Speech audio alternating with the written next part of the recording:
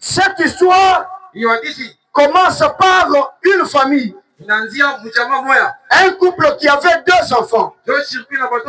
Ce couple-là était composé de papa qui répondait au nom d'Elimelech. Et la maman c'était Naomi.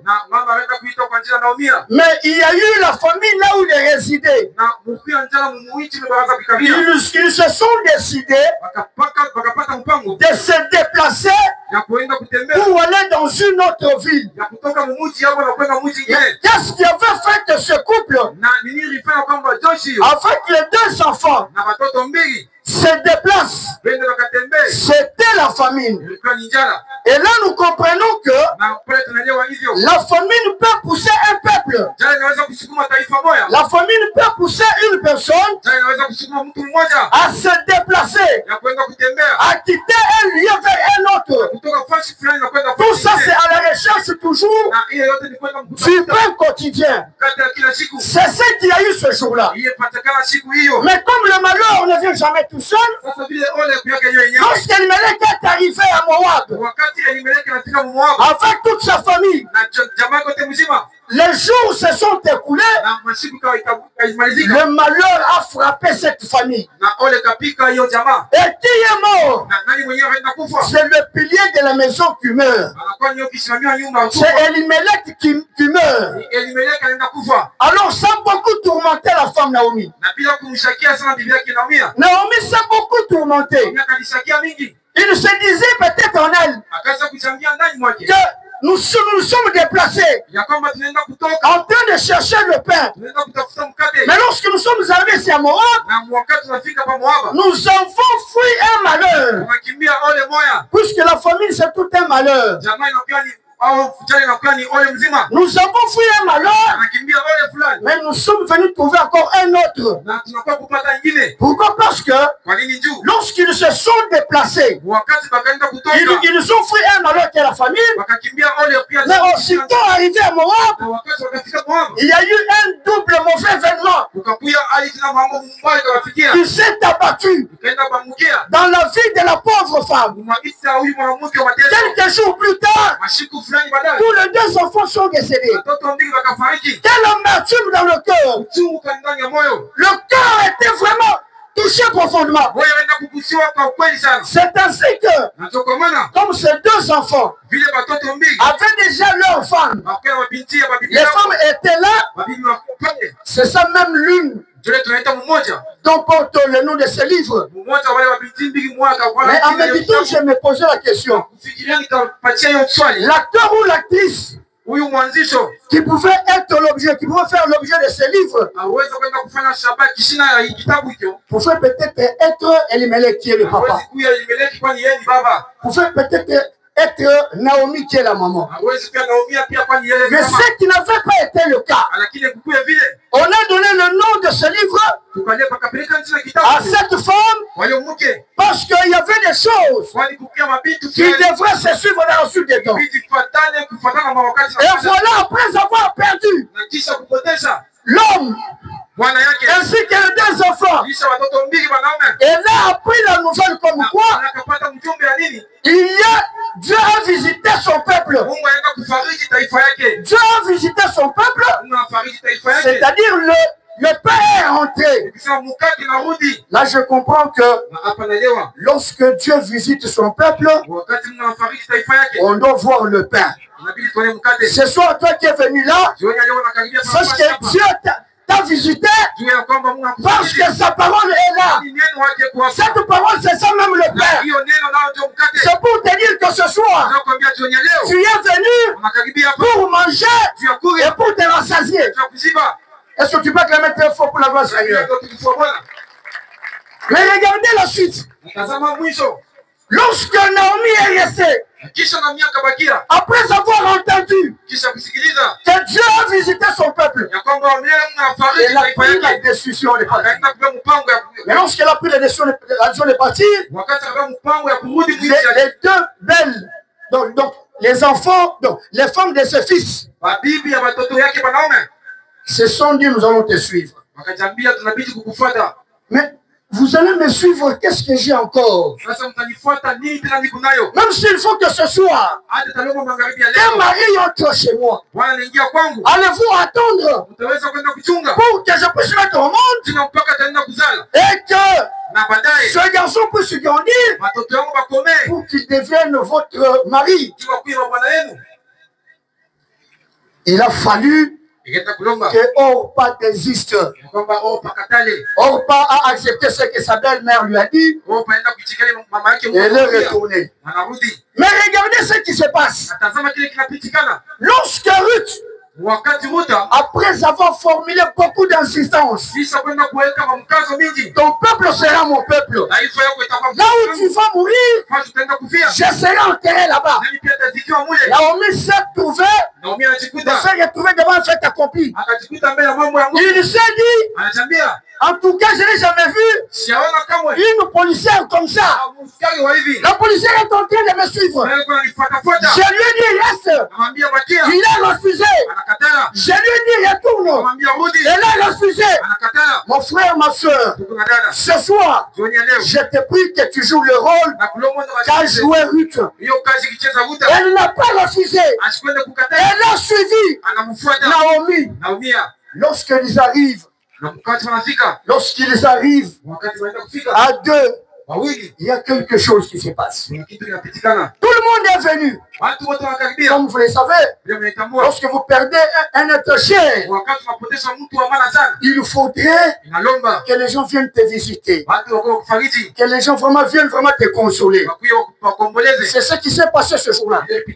Lorsque les gens sont venus, on commençait à l'appeler sous son nom. Mais Naomi dit, ne m'appelez pas sous ce nom-là.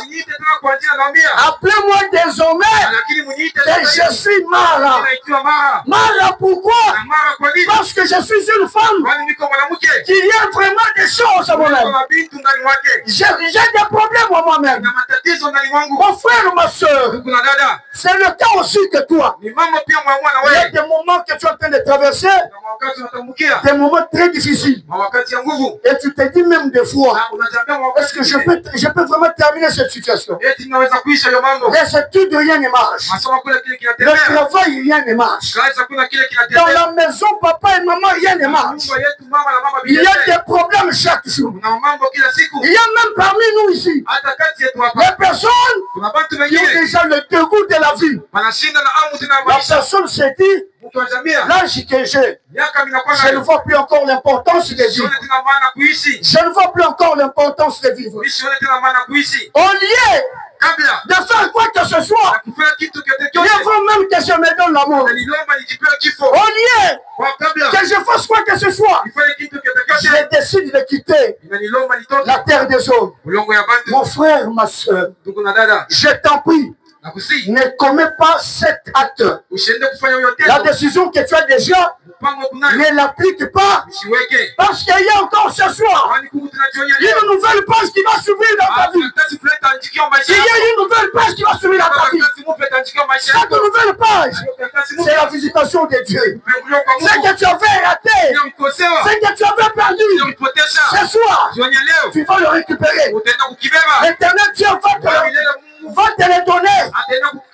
Il dit que je vais vous restituer les années qu'on dévorait. Mon frère, ma soeur, il y a des choses que tu as perdues. Ne perds pas courage. L'éternel est là. Il va te faire sourire. Est-ce que tu peux acclamer très fort pour la gloire du Seigneur? Ne m'appelez plus Naomi. Je comprends qu'il y a aussi certains noms, les noms qui peuvent porter des malédictions. Il y a certains noms qui peuvent porter des malédictions.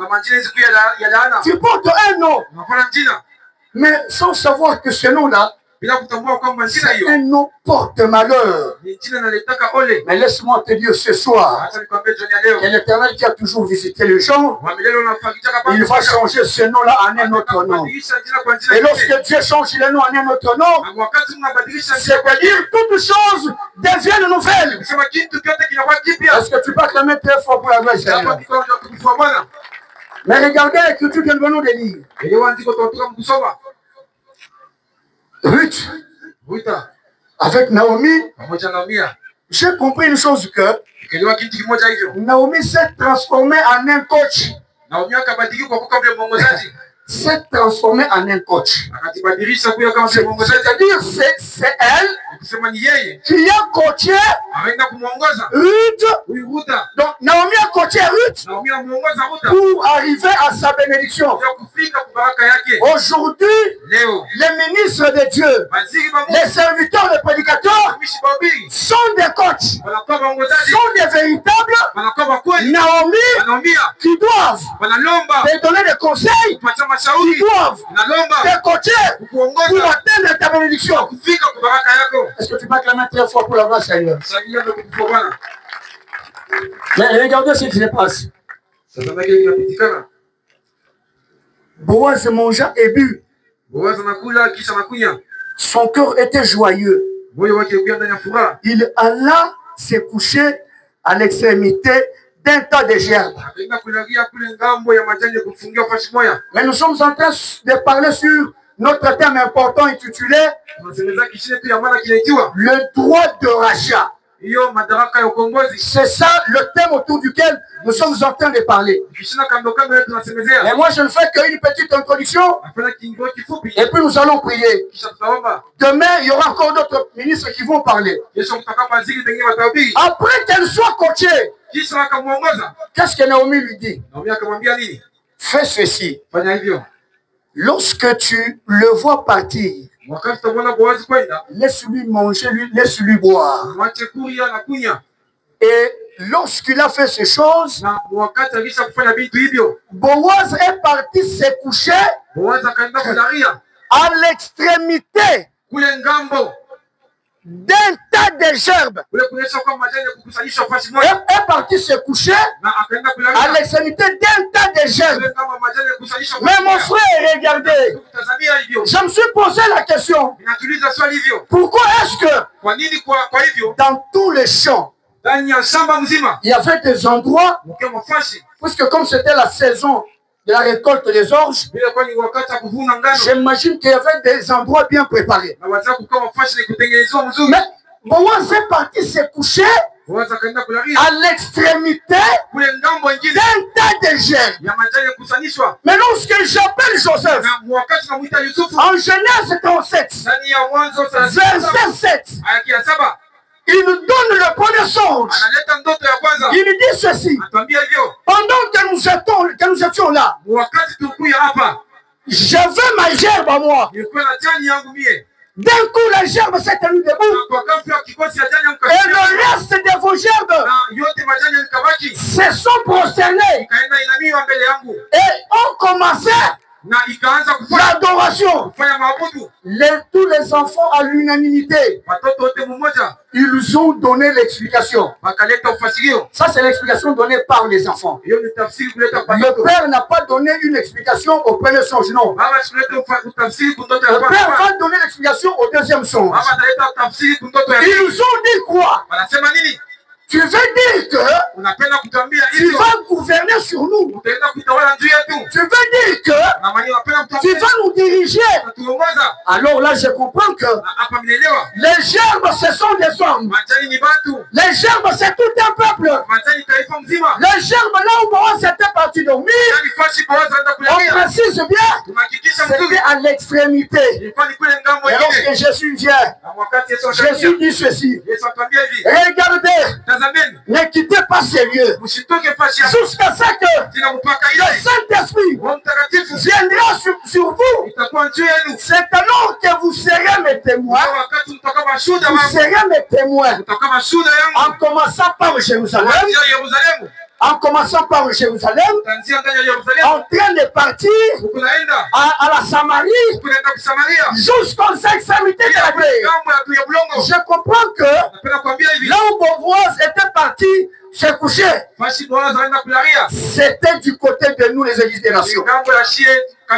Il s'est couché là où toi et moi nous sommes aujourd'hui. C'est-à-dire, toi, comme Ruth, nous suivons Jésus aujourd'hui à l'église des nations. Et lorsque nous le suivons, c'est pour notre bien. Est-ce que tu peux acclamer très fort pour la gloire du Seigneur? Mon frère, écoutez ce qu'il y a. Lorsque nous parlons de ce qu'on appelle le droit du rachat, un droit, c'est une autorité. C'est un pouvoir que l'on donne à quelqu'un pour réclamer quelque chose. Alors, le rachat, c'est quoi? D'abord, il y a le verbe racheter. Racheter, c'est quoi? Racheter veut dire acheter ce qui avait été vendu. Amen, amen. C'est ça. Racheter. Il y a eu des choses qui avaient été vendues, mais lorsque la personne qui arrive pour faire le rachat, cette personne-là doit acheter les choses qui avaient été vendues. Mais regardez quelque chose. Au milieu de la nuit, cet homme eut une frayeur. Il se pencha et voici une femme couchée à ses pieds. Il dit, qui es-tu? Elle répondit, je suis Ruth, ta servante. Et dans ton âme sur ta servante, car tu as le droit de rachat. Mais regardez ce qu'il y a eu. Ruth fait prononcer quelque chose qui nous amène à aller encore plus loin. Il dit que tant ton aile sur moi. Alors là, je comprends que, mais vous connaissez bien que généralement, lorsqu'on parle d'une aile, je prends un oiseau quelconque. Tout oiseau doit porter deux ailes. Mais ici, elle a fait le distinguo. Elle a dit quoi? Ne prends pas toutes les deux ailes. Ne les étends pas sur moi. Prends juste une seule aile. Tends sur moi. Pourquoi? Parce que tu as le droit du rachat. Mon frère, ma soeur, mais lorsque je suis en train de lire, lorsque Moïse est en train d'écrire, en Exode chapitre 19, verset 4, écoute ce que Dieu dit là-bas. Il dit que vous avez vu ce que j'ai fait à l'Égypte. Je vous ai porté sur les ailes pour vous amener ici. C'est pour dire que tu ne pouvais pas utiliser, il fallait apporter deux ailes. Il avait raison de dire, tu as raison, étant une aile. Elle connaît que l'autre qui doit rester, c'est pour l'autre dispensation. C'est pour Israël. C'est pourquoi l'aile qui avait été tendue, c'était pour te racheter, me racheter. C'était pour te racheter et me racheter. Ce soir, mon frère, ma soeur, je déclare que par cette parole, sois racheté au nom de Jésus. Même s'il y avait des choses, il y avait des choses qui avaient été conclues, des choses qui avaient été écrites par rapport à ta vie. Ce soir, le véritable Boaz est au rendez-vous pour te racheter. Ne te pose pas beaucoup de questions. Ne dis pas que c'est fini pour ma fille. Non, merci, mon frère, ma soeur. Il y a encore de l'espérance pour tout celui qui vit. Du moment que tu vis encore, Boaz est là. Il va te racheter. Est-ce que tu peux acclamer très fort pour la gloire du Seigneur? Mais regardez ce qui se passe. Lorsque Ruth, après avoir fait cette déclaration, il fallait que quelque chose puisse accomplir. Que Dieu nous bénisse abondamment. Il lui dit, sois béni de l'Éternel, ma fille. Je prends notamment le verset 12. Il est bien vrai que j'ai droit te racheter ou j'ai droit de rachat. Mais il en existe un autre plus proche que moi. C'est vrai. Moi, Boaz, j'ai le droit de te racheter. Pourquoi? Parce que après Kérut, et il perdu tout ce qu'il avait. Le mari est parti, les deux fils sont partis, il n'y avait plus personne par rapport à sa progéniture. Puisque le droit était donné, si le papa meurt, on regarde d'abord sur les enfants. Il y a un enfant qui peut racheter. Mais si les enfants ne sont plus, on doit chercher un parent le plus proche. Un parent le plus proche pour faire ce travail. Mais regardez, lorsque Boaz est arrivé, il lui a dit que c'est vrai, j'ai ce droit-là. Mais cela ne suffit pas. Je dois faire recours à un tel. Amen, amen. On l'appelle un tel, il n'a pas de nom. Nous sommes en train de lire Ruth chapitre 4, verset 1. Regardez. Boaz monta à la porte et s'y arrêta. Or, voici celui qui avait droit de rachat. Donc Boaz avait parlé, fin à passer. Boaz lui dit, approche, reste ici. Toi un tel. Et il s'approcha et s'arrêta. Mon bien-aimé, mon frère, ma soeur, je sais que tu connais. Quand on parle d'un tel ici, quand on parle d'un tel, c'est Adam. Adam n'avait pas le droit de rachat. Adam n'avait pas le droit de rachat. Il a fallu que le deuxième Adam vienne. Tout comme le un tel ici, le un tel peut-être Moïse. Il n'avait pas le droit de rachat. Il a fallu que le second Adam, qui est Jésus, vienne pour racheter. Et c'est Jésus-là, ce soir, il est au rendez-vous. Éternel Dieu est au rendez-vous ce soir. Il est là pour te faire du bien. Il est là pour changer le mal. Il change le malheur en bonheur. Il change la maladie en guérison. Il change la mort à la vie. Et reçoit cette vie au nom de Jésus. Et reçoit la guérison au nom de Jésus. Et reçoit l'instruction au nom de Jésus. Je ne suis pas clamé très fort pour la voix de Jésus.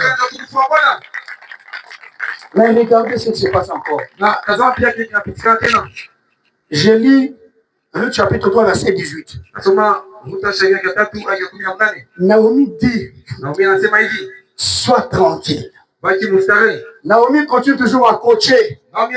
Naomi continue toujours à coacher. Il lui dit, sois tranquille. Ma fille, jusqu'à ce que tu saches comment finir la chose. Car cet homme ne se donnera point de repos qu'il n'ait terminé cette affaire aujourd'hui. Écoute le conseil que j'ai retenu. Le conseil que Ruth a reçu de Naomi. Naomi lui dit, sois tranquille. Sois tranquille. Reste tranquille, ma fille, jusqu'à ce que tu saches comment finira la chose. Ce soir, mon frère, je te dis ceci.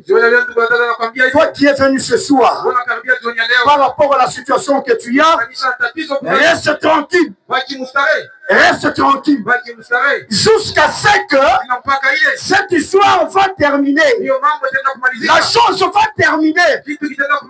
Car cet homme ne se donnera point de repos qu'il n'ait terminé cette affaire aujourd'hui. Je te le déclare ceci. Du moment que l'Éternel Dieu n'a pas encore donné réponse à ta question, reste tranquille. Reste tranquille. Pourquoi? Parce que nous avons affaire à un Dieu qui commence et qui termine. L'éternel Dieu qui a permis que tu traverses cette situation-là. Le Dieu qui a autorisé que cette défaite arrive dans ta maison. Laisse-moi te dire, comme il a commencé, il va terminer. Je sais une chose, il n'y a pas sur cette terre un problème qui a un début et manquer la fin. Je comprends que si un problème commence, c'est ça le début. Même si le problème va durer, le terminus est là. Ce soir, l'éternel Dieu qui a permis cette situation, il est là pour la terminer. Et il va terminer quand? J'aime bien vraiment la précision. Il va en finir cette affaire aujourd'hui. Ce soir, laisse-moi te déclarer que Dieu est venu en train de visiter les gens ici en ce lieu. Laisse-moi te dire ce soir que l'éternel Dieu est venu. Il a entendu, il a vu, il est descendu pour dessuyer les larmes. Ce soir, je le répète, aujourd'hui même, ce soir même, l'éternel Dieu va terminer ton affaire. Ce soir même, cette maladie-là, il a déjà pris du temps dans ton corps. Laisse-moi ce soir, et pendant que je suis en train de parler, le Saint-Esprit est en train de travailler. La maladie-là va partir. Cette maladie va tomber. Je sais ce que j'ai dit. Je sais la dimension de ces dieux. C'est un Dieu qui m'a fait un miracle hier. Laissez-moi vous dire. J'ai passé ici 2 jours. Hier, je me suis dit que j'ai chez un cousin, non loin d'ici, pour aller un peu me laver, me changer tout. Pendant que je suis là, j'ai terminé. Mon cousin m'a dit, attendez, je vais appeler mon chauffeur qui va venir. Un mototaximène, un motard. J'ai patienté. Le motard est venu. Mon cousin m'a dit, tu ne partiras pas seul. Je vais t'accompagner parce que il y a quelque chose qui va l'acheter. Nous sommes venus autour des 18h passées. Nous avons emprunté la route de la Polytechnique. Mon frère, ma soeur, alors que je me disais que je dois intervenir demain, nous sommes entrés dans une embuscade où il y avait les agents de sécurité de l'université. J'ai vu un autre qui était en tenue militaire. Alors que nous étions à vive allure, ils nous ont brutalisés. Le garçon a compris que nous sommes entre les mains des personnes qui peuvent nous ravir la moto. Il a voulu faire des manœuvres. En faisant des manœuvres, il a encore repris une vive allure. Nous sommes entrés dans un caniveau d'eau.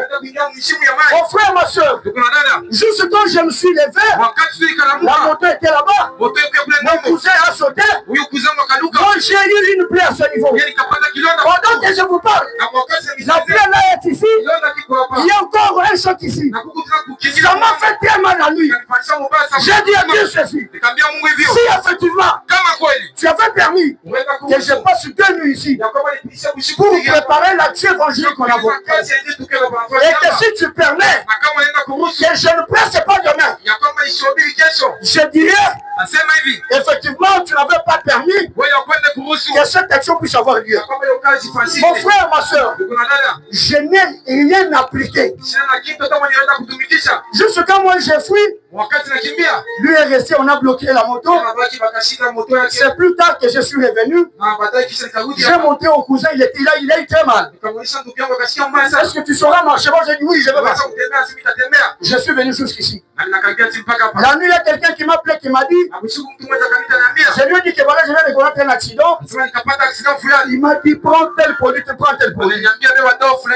Je n'ai rien pris. J'ai dit, le véritable Boaz que je vais dire aux gens, que je vais annoncer aux gens, il est là pour me guérir. Je ne suis plus malade. Je peux courir. Mais il y a des plaies. Je peux vous dire que le véritable Boaz agit encore. De la même manière qu'il agit dans ma vie, ce soir, il va agir dans ta vie. Ce soir, il va agir dans ta vie. Il va changer cette situation. Il va faire des grandes choses. C'est un Dieu de miracles.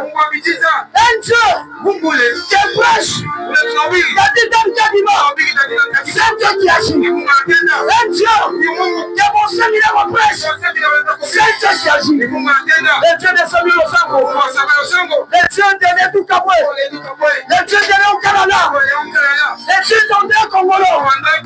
C'est un Dieu qui agit. Et ce Dieu-là puisse agir dans ta vie au nom de Jésus.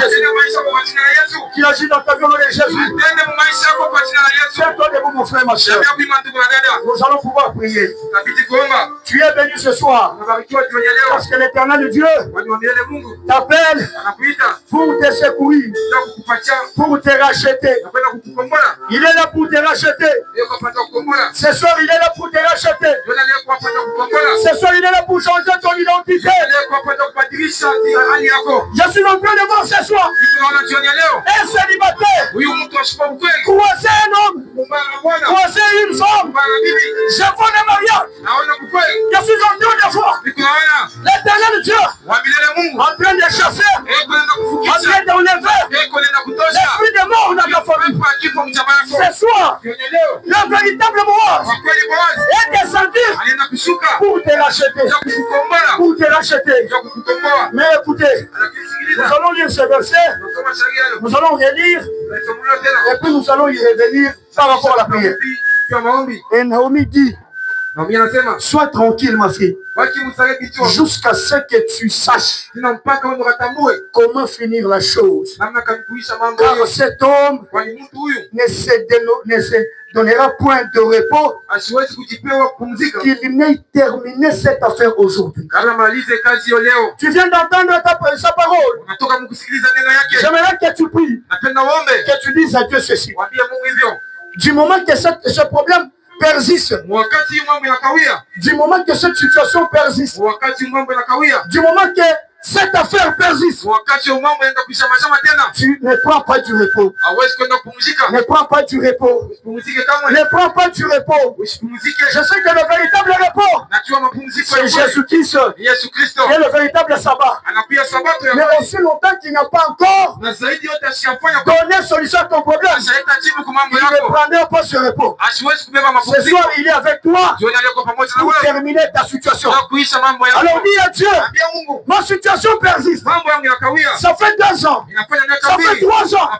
Alors que ce soir, je viens d'entendre ta parole. C'est que le véritable Boaz termine ma situation. Termine cette situation. Termine cette maladie. Est-ce que tu veux commencer à prier? Au nom de Jésus. Au nom de Jésus. Yes, I take les razinati failliés. Seigneur Jésus. Seigneur Jésus. Seigneur Jésus. Cette situation a persisté. Cette maladie a persisté, Seigneur. Oh Dieu, c'est toi qui es capable. C'est toi qui es capable. C'est toi qui es capable. Oh Dieu, Moïse n'a rien fait. Adam n'a rien fait. Mais le véritable mort, c'est Jésus. Ce soir, termine le problème de mon frère. Termine la situation de mon frère. Au nom de Jésus. Au nom de Jésus. Merci Seigneur Jésus. Nous voulons que ce soit aujourd'hui même. Aujourd'hui même. Guéris cette soeur. Aujourd'hui même. Guéris ses frères. Aujourd'hui même, Seigneur. Aujourd'hui même, Seigneur. Change la page de vie. Change la page de vie de cette question. Change la page, Seigneur Jésus. Nous avons besoin de toi. Nous comptons sur toi. Au nom de Jésus. Au nom de Jésus. Seigneur Jésus, descends. Ce soir, nous avons besoin de toi. Ils nous sont venus te voir. Dans la chair du Seigneur Jésus. Nous avons été vendus. Dans la chute d'Adam. Nous avons été vendus. Seigneur Jésus. Seigneur Jésus. Lorsqu'il Adam est tombé, toute l'humanité a été vendue. Et voilà, il a fallu qu'il y ait une véritable mort. Il vient pour nous racheter. Il est venu nous racheter. Il est venu nous racheter. Rachète mon frère. Rachète ma soeur. Au nom de Jésus. Au nom de Jésus. Merci Seigneur Jésus. Merci Seigneur